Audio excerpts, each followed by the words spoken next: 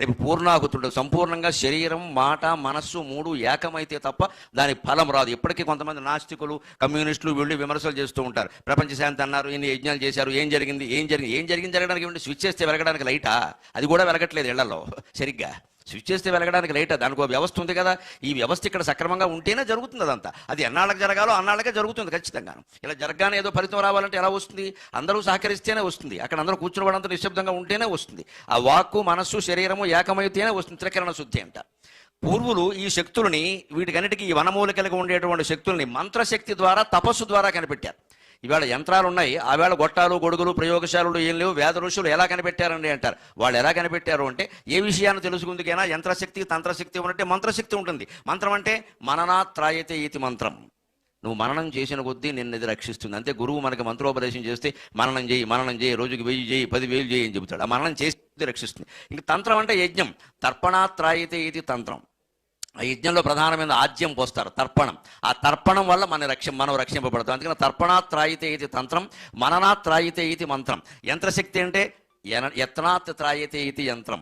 నువ్వు ప్రయత్నం చేస్తేనే ఇది కాపాడుతుంది. ఈ కుర్చీ పక్కకి జరగాలంటే నేను మంత్రాలు చదివితే కుదరదు, లేచి పక్కకి జరపాల్సిందే. అది యంత్రం, అంతవరకే.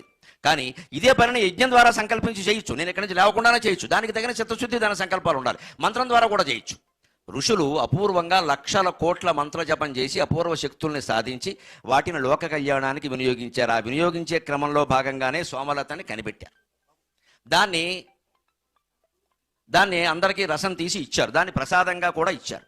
దాన్ని ఎందుకు సేవించాలి మనం? రేపు ఇక్కడ బహుశా ఋత్విక్కుల తర్వాత ప్రసాదంగా కూడా అందరికీ ఇస్తారనుకుంటా. ఏర్పాటు ఉందండి, చాలా సంతోషం. అందుకని అది కొద్దిగానైనా మనం పుచ్చుకోవడం అవసరం, సోమరసం. ఎందుకంటే శరీరంలో ఉండేటువంటి అనేక రకాల వ్యాధులకి అది సమాధానం చెప్పేస్తుంది.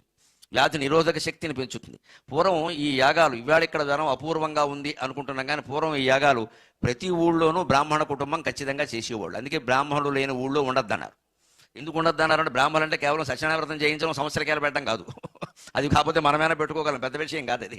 యజ్ఞం చేసి ఆహితాగ్ని అయిన బ్రాహ్మణుడు ఉండాలి. ఇందాక శశిభూషణ శర్మ గారు నాతో మాట్లాడుతూ బాధపడుతున్నారు. నాకు నిజంగా అంత సమాచారం తెలియదు, ఎంత దారుణంగా ఉందా పరిస్థితి అన్నాను.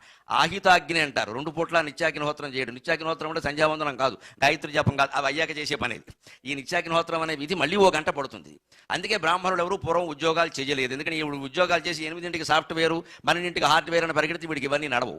అందుకని పొద్దున 11 గంటల వరకు ఈ క్రతువులు సరిపోతాయి బ్రాహ్మణుడికి. అప్పుడు కాస్త విశ్రాంతి తీసుకున్నది కాబడేమో గంట వంట తయారైందంటే మీరు మడి కొట్టుకోవచ్చు అని చెబుతుంది. అప్పుడు 12 గంటలకు భోజనం చేస్తాడు. కాస్త 4 రకాల పచ్చళ్ళు రుచులు వేసుకుని తింటాం. మేము అందుకోసం పుట్టాం, బ్రాహ్మణో భోజన ప్రియ అన్నారు. అందుకని మాకు కాస్త భోజనం ఉంటే ఇష్టం. ఇక్కడ కూడా పదార్థాలు బాగుంటాయనే సమాచారం నాకు ముందు అందింది. అందుకే 2 రోజులు ఉంటానని చెప్పాను. అందుకని సరే, తిన్న తర్వాత కాస్త భుక్తాయాసం ఉంటుంది, కాసేపు పడుకోవాలి. వాడి కథ